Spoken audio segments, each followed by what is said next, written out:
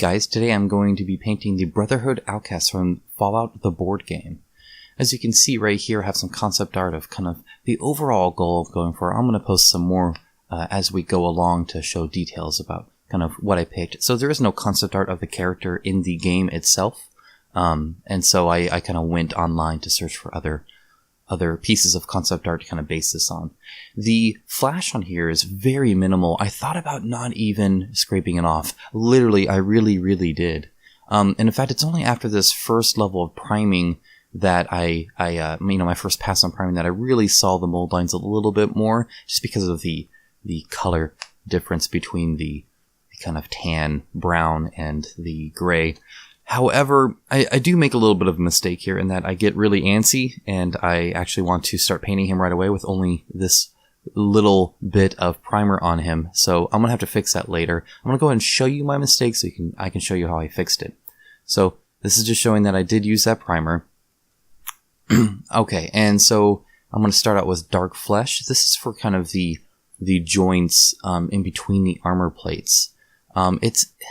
In some concept art, it's more of a metallic, and in some it almost looks more of a fabric. I thought this was a happy medium. You could guess this might be, here's the lead belcher. This is going to be the main silver of choice, but I'm going to tear this stuff apart and really mess it up. So this is more of a base coat silver, if you will. Anyway, with that dark flesh, I decided to use that color because I felt it could be kind of interpreted kind of either way, right? Either as kind of a kind of a coppery metal or not. Okay, do you see right there how when I'm trying to paint underneath there and there's zero primer there, that it pools, the lead belcher will not go onto it, especially watered down how it is. So I'm just going to go around and cover the entire little bit. I'm ignoring that kind of bottom part here. So here's Mechanicus Standard Gray. At this point I've now given up. It's just not going on, and so the Mechanicus Standard Gray is a very good paint that you can totally prime your mini in. As you can see, it sticks just fine to just about anything, and so I'm going to not cover the entire unit, and I'm not going to show you the entire bit of me fixing this. I'm just showing you kind of what I did. So I'm just trying to get, like, I'll get underneath the gun and under his arm and all that, just trying to get anywhere that there isn't a lot of primer on that first pass, which is more underneath things and kind of the lower bit of him. So, this is just because otherwise, not only is the paint not going to stick, I'll have to put layer and layer and layer on it.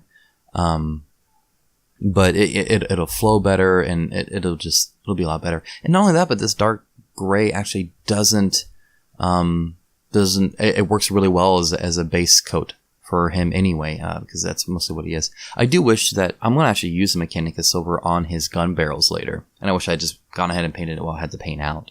I have a wet palette that I build, so it stays anyway. However, it just would have been more convenient. So I'm touching back up that dark flesh now. Now I'm going to put in the joints kind of behind his knees, and then there's a little bit you can see right there in one of his waist joints.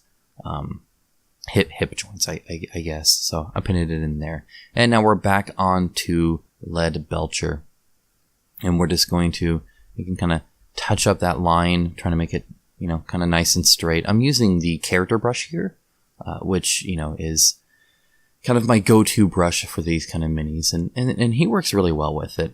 So I'm going to be painting this lead belcher for a bit. It does take some time to kind of cover it. So in the meantime, I'm going to quickly discuss the actual character in the game. So it is the Brotherhood Outcast is his name. He doesn't get like a background story, which is kind of unfortunate with a name like the Outcast. But he comes standard with some T45 armor, which you can sell for 6 bottle caps right away, which is, you can be rich right away if you wanted to get rid of it. It actually has an armor of 2, which is really strong, especially at the beginning. And it says when you perform a movement action, you gain 1 movement point instead of 2. So he moves much slower. Kind of like in the game, right? You're going to move slower when you're wearing this big hulking armor, but you're really powerful. But during your turn, you may pay 1 cap to ignore this effect until the end of the turn. So you can kind of sprint, but it's just that it's a sprint and it's going to cost you. And you only start with 3 bottle caps. So I think it's fairly balanced. You're going to be really strong when you fight, but to get there, it's either going to cost you or it's going to take you a lot of time. So that kind of balances out. Or if you really wanted to, and I haven't tried this yet, but a strategy would just be selling he starts with T45 power armor and just getting the 6 bottle caps right away and going to the shop and getting powerful that way too. It depends on what's drawn in the shop, I imagine. But yeah, kind of interesting. There's some strategy there. I think that's pretty well balanced. So the armor he's in while he starts on T45, I believe is T60 armor, or at least pretty close to it. I think every single bit of power armor I've seen is unique in some way. And it's mainly the backpack. His kind of back is kind of unique. I'm going to show you a concept art of kind of what I based mine off of, but I couldn't really find one that was exactly like his. His weapon, by the way, is a Gatling laser. I had to look that one up too. My wife, who's played Fallout 4 much more than me, couldn't quite remember the name either, but it did look familiar. And it is a Fallout 4 weapon mostly. Again, even then, it's a little different. So you're just going to have to kind of either take some liberty or do some research and, kind of paint it how you will. And you can get it in all different colors or whatever. I mean, you could do whatever you want. I'm trying to do kind of the typical, power armor from Fallout if I can. So that's my goal here. So I'm wrapping up this lead belcher here. I'm kind of skipping ahead there, as you can see. Now I'm doing that backpack. And this mainly just has a frame that's holding in these canisters. And the canisters I am going to paint a different color. So I'm just trying to paint on the little bit there, just trying to be careful and get that kind of straight line if I can, which I believe I can, so I will. And then touching up kind of in those little bits of armor piece as well. And now finally I'm going to bring it back down to the gun. This is kind of the last bit of lead belcher I'm going to be using here. And it's going to just do the bottom part and the end of the gun, the top of the gun, and then there's kind of like these metal frames in between. So here's the gun I picked. This is the Gatling laser. You see, it's quite close. Not quite perfect, but very, very similar. And so I'm going to paint it similar to that. So I'm going to have the silver frame, and then there's going to be kind of a dark red, kind of slightly brownish bottom frame, and then kind of that Mechanicus standard gray barrels that I had mentioned before that I wish I had painted, but I did not. So again, hindsight's 20/20, and if you decide to paint it kind of like this, you'll know, first of all, prime it better, and second of all, when you do have the Mechanicus standard out, to go ahead and paint that. I suppose that's kind of all I was really planning on the Mechanicus standard gray. I wasn't planning on having to prime it. So okay, first step, Nolan Oil. This is kind of the first step towards really dirtying this up. He is far too shiny. See, in the Fallout universe, it is post-apocalyptic. Everything's nasty. Everything's dirty. Nothing's clean. Well, one of my gripes of the game, especially in like Fallout 4, where you have like, civilizations or like towns, is nobody picks up the trash. Like, I feel like people would still sweep a little bit. I don't think raiders are constantly attacking, and you could pick up some trash piles or something. I don't know. Anyway, this Nolan Oil, as you can see, really adds a lot of definition very quickly. And in fact, you could probably stop right there. I'm going to keep going. I'm going to tear him up and really make his armor, weathered and nasty. I'm going to show you some concept art in a bit about why I chose to do that. But this, at least do this, because this adds a lot of the definition. It doesn't make him quite as shiny. So he's kind of, a little bit more grimy and dirty.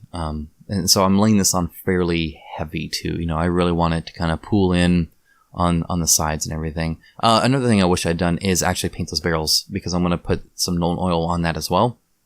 And so I'm going to have to get the Nolan Oil out again. Some Cavalry Brown. This is that red color I'm using. I'm using it on the head tubes, kind of the breathing tubing there. And it's not going to stay this dark. I'm going to darken it up a bit. But this is just kind of wrapped around into this kind of, breathing filtration point. And then it kind of goes to the back where his canisters are. So I'm assuming those are oxygen. One would assume, maybe not. Maybe they're helium, and he just has a really squeaky voice in there. I don't know. That'd actually be kind of amazing. Somebody needs to mod that. Anyway, and then I'm bringing it into this kind of frame as well. If you recall in that concept art, there was kind of this almost exact color, maybe a little bit darker frame. And so that's what I'm kind of putting this in. And you know what? It is a nice splash of color too, because otherwise he is mostly one color. Luckily he still looks really good. And I think the more I weather him, the more, nuanced and not colorful, but, the color differentiation there is. And so it's not just a blob of silver on the board table, because as you recall, this is going to be on a board game tile, and it's just going to be sitting there, and you're going to be, several feet away, possibly, just kind of looking at this little guy. And so, a splash of color like this really does add a lot. So, regardless of how you're going to paint it, I would suggest finding something like this that you can kind of have a little bit of brightness into. Even if it's muted down, just for the color differentiation alone, right? But really easy to paint. All the lines are really nice. The sculpt in this model is fantastic. It is really great. And so it's very easy to kind of get these lines and know where they end and where they begin. Even the nuance on like, the frame versus the silver part, it's barely there, but it is there. This is just me putting some Nolan Oil, on there. And now I'm going to get some Agrax Earthshade. This is again to weather it. So here is a actual screenshot from Fallout 4. This is the kind of typical power armor. Notice it's not even whole. There's like pieces there, and there's dirt and grime and scratches, and it's just kind of nasty. And so that's really what I'm going for. I want him to be silver. I don't want to like paint him a color like, an orange or, a yellow. I don't know, whatever, blue, who knows. Sometimes you'll see, and I saw this in the concept arts as well, power armor in different colors.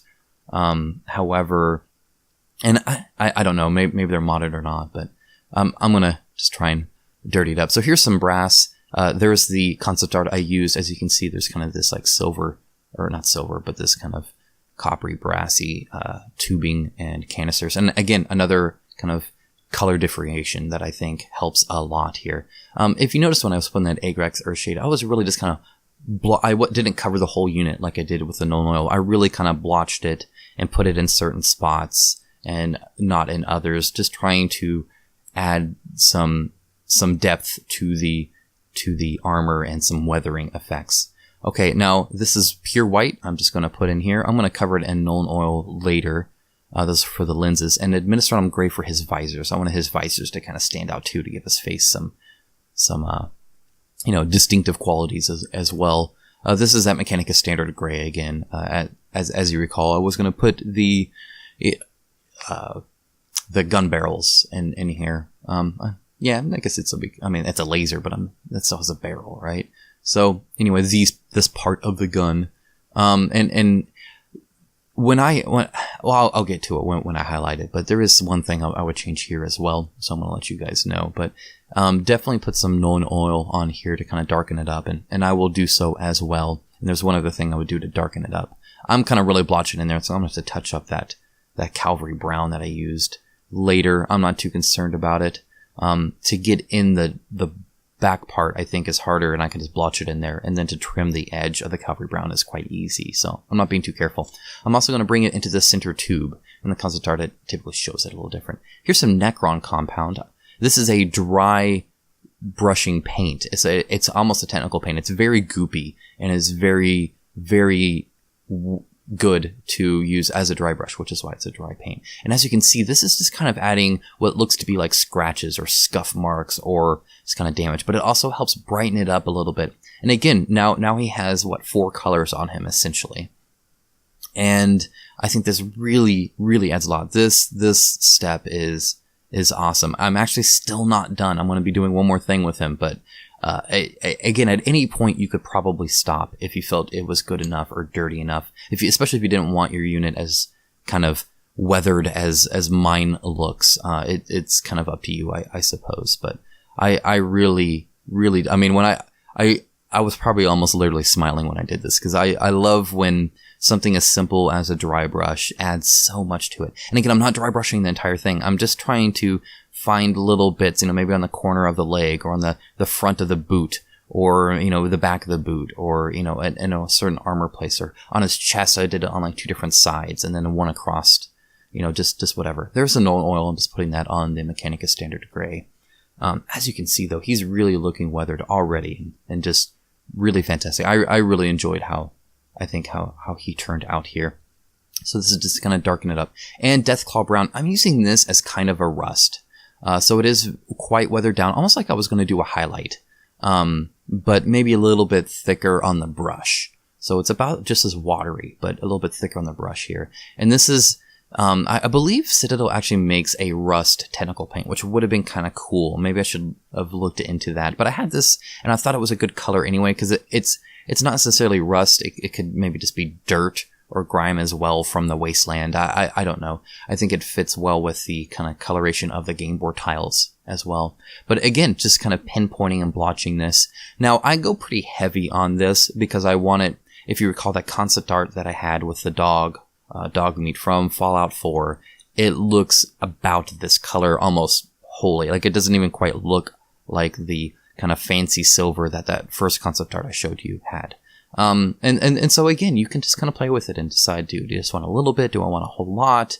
And go from there.